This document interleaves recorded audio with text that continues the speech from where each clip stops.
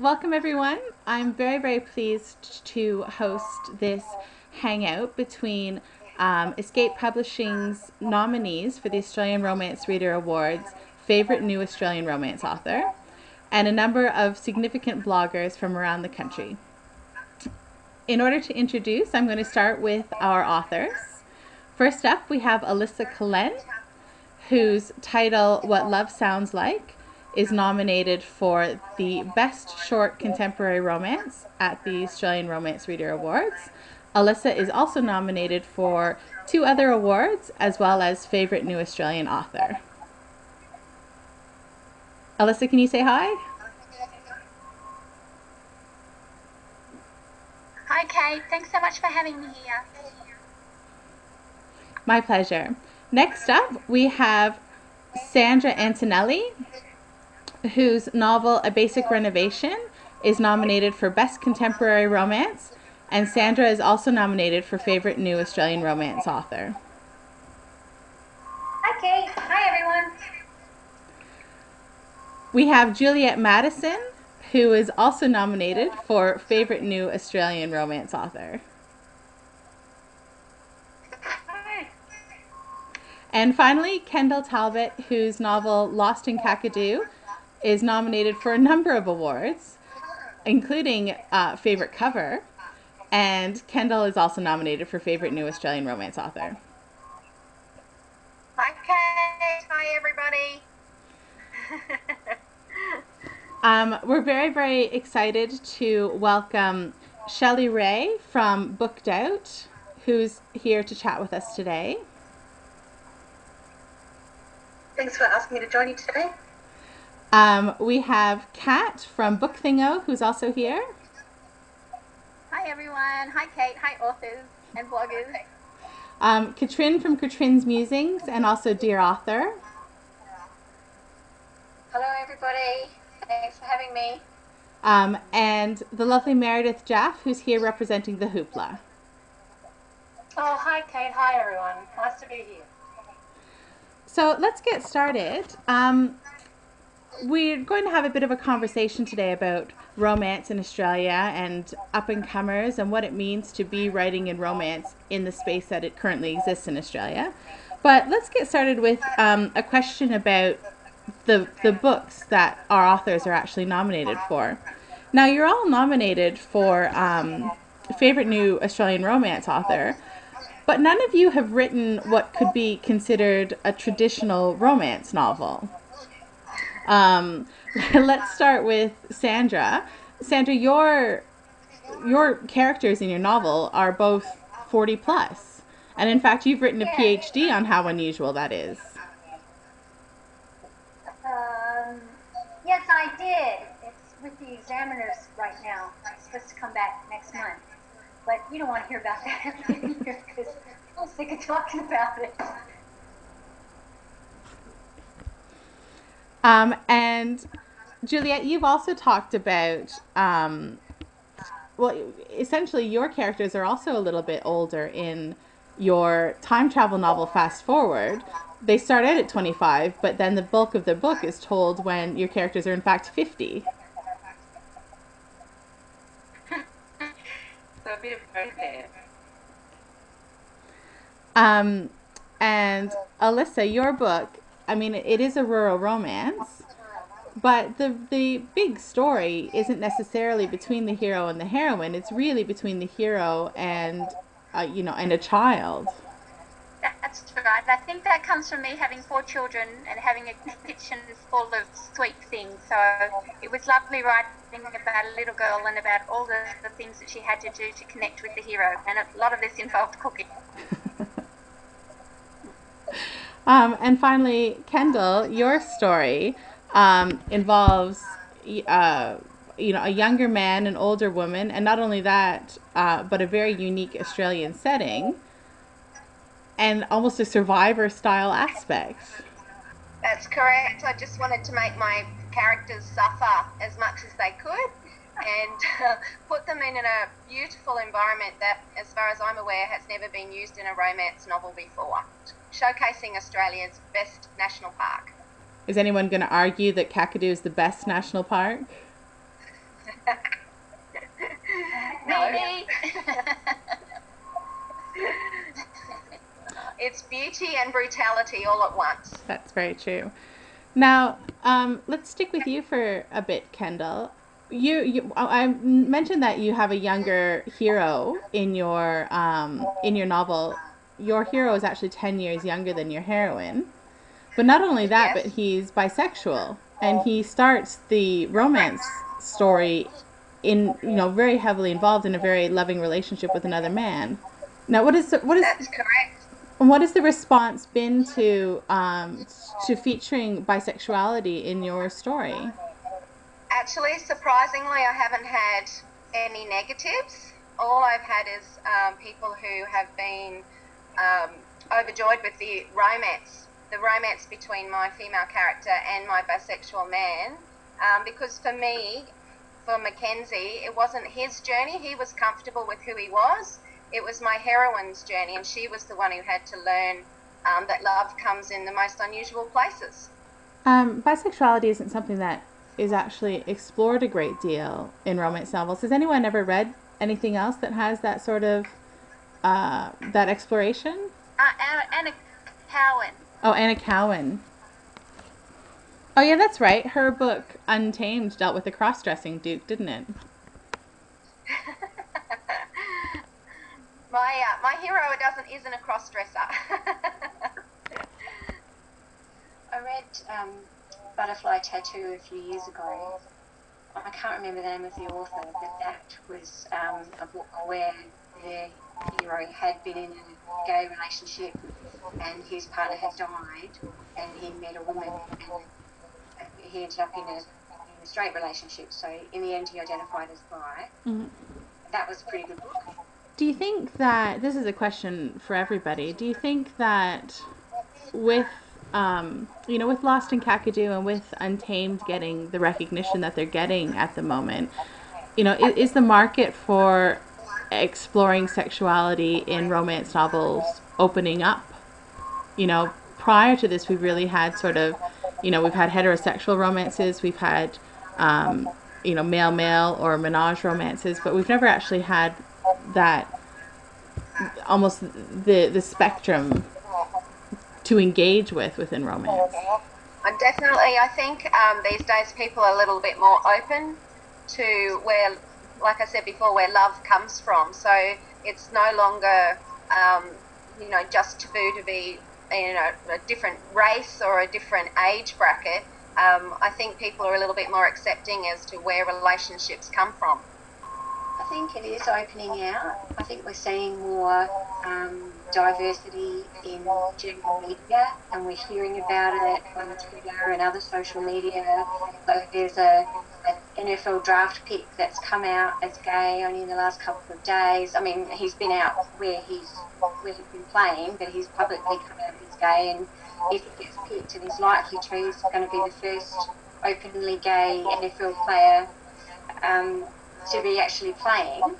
So I think that, sexuality and diversity, it's a hot topic at the moment. Marriage equality is a big deal. So I'm glad to see a lot of books covering these kinds of issues, because it normalises what is something that's very normal. And so people that are unfamiliar with bisexuality or queerness in general get exposed to it through media, and they realise that it's actually not scary or horrid.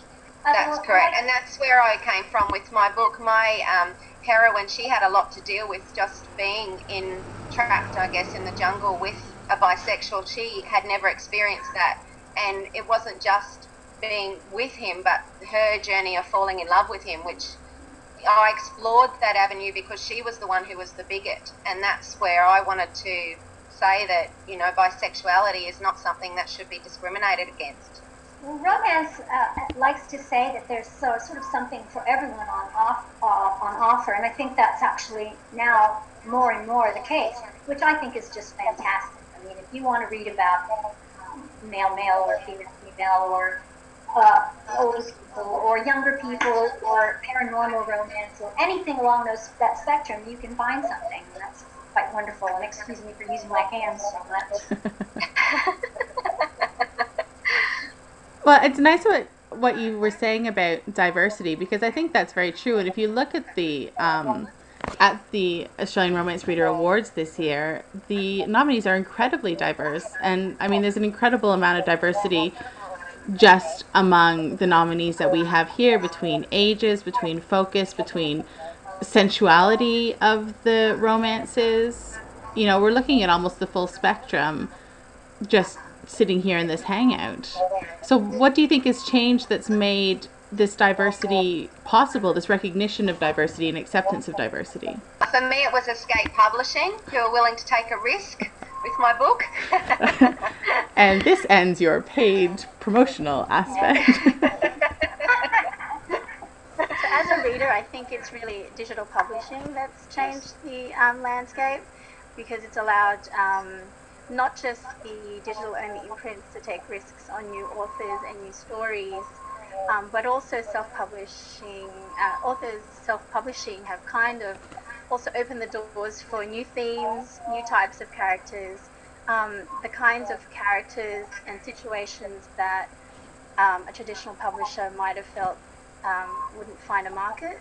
And because the adoption of ebooks has been so great, you know, those books that we probably would have thought would find a few readers are now finding a lot of readers. And when word of mouth gets through on social media, it kind of just snowballs from there. And I think that's a really good thing as well. And the other thing that happens is that the traditional publishers have seen the success of the digital-only imprint books and the self-publishing books, and they're more inclined to take a risk on what they thought may not have been successful, because they're seeing the success in these other areas. So it's sort of feeding into each other, I think, which is great. And I think one other thing is that romance fiction is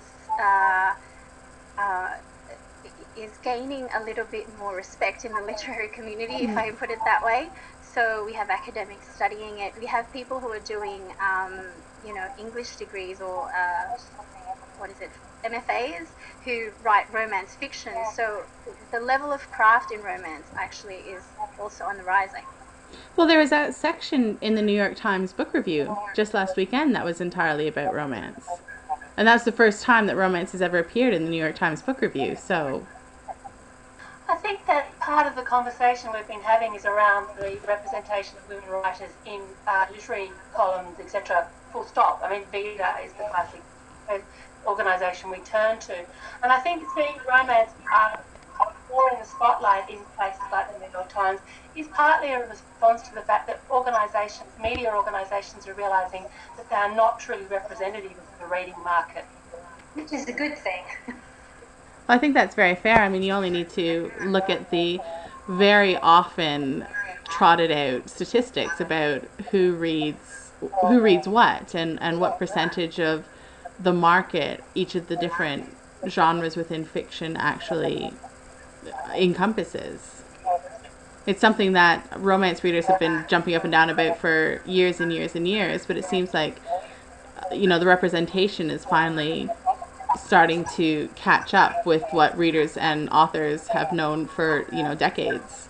But I also think having more access to social media allows people who have an interest group, be it romance in this particular case, are able to connect with each other and have conversations about books that they love, you know, and that way the word of mouth kicks in with, oh, did you read this book? It was really good.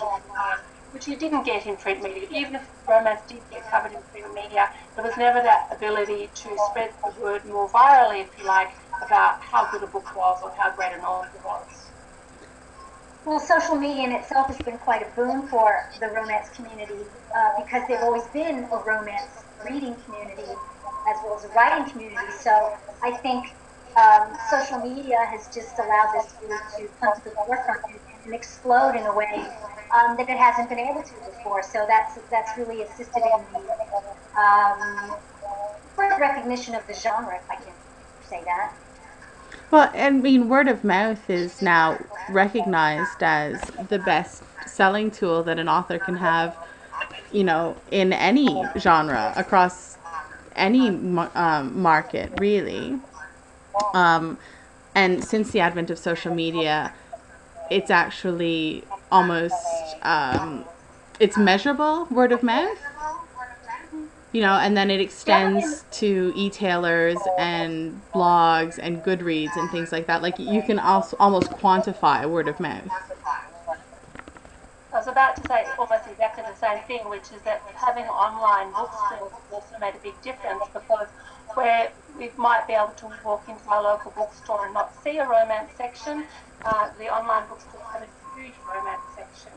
So it actually, not only do you have the word of mouth, not only do you have the social media content, the web pages from the authors themselves, etc., you can actually click online and buy 1, 2, 3, 4, 5, whatever number of romance books you want to buy from wherever they are in the world.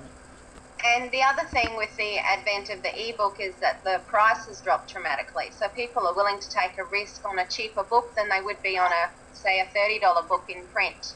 So I think that, like Meredith just said, they're willing to go in and buy 3 or 4 or even 5 books, knowing that if they don't like it, it's not such a big waste of money. Hell, it's less than the price of one of those silly women's magazines. So, you know, that's the thing. So the risk is lower, I guess, with the advent of ebooks. It's so quick to buy them as well because of things like the one click on Amazon. It's so easy just to click and buy something. You don't have to think about it for too long. And dangerous. It also makes the difference that the publishers have starting to become global. So it's not just your neighbour that might have read it, it's somebody in the States that might have read it, somebody in England that might have read it. We all have different perspectives. So the conversation is broader than it might be if we were talking to the neighbour about it. That's very true as well. Yeah, absolutely. The publishers are starting to think globally as opposed to just within their own market. Just quickly before we start to wrap things up, one of the things I wanted to talk about with the 4 authors that we have here at the moment is not only diversity but humor. We've been in a period of severe angst for a very, very long time with the paranormals and the urban fantasy and the dark and brooding. But something that's true across all of your titles, even Lost in Kakadu, which admittedly could be very dark, there's a really strong sense of humor to them. There's lighthearted moments. There's a lot of, you know, the hero and the heroine laugh together, which is something that, you know, it just wasn't happening even as early as 2 or 3 years ago. So do you think humor is making a comeback? Oh God, I hope so. Well, everything got, yes, you're right, everything kind of got so dark there, and lighten up, people, for God's sake.